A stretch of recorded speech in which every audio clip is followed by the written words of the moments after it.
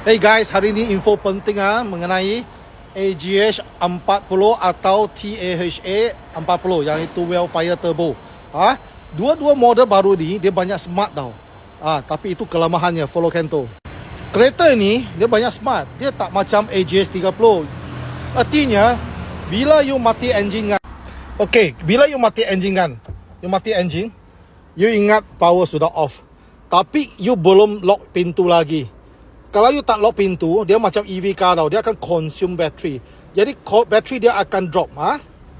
Dia tak sama AGH 30. Kalau AGH 30 mati engine, tak lock pintu, dia tak drop dia punya battery. Tapi ini dia consume battery.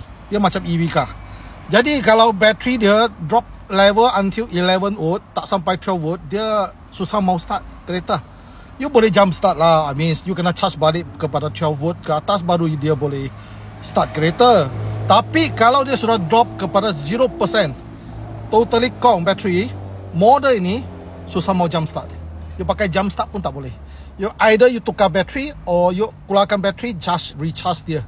Sampai 12 volt, you letak balik baru boleh start. Ini information penting.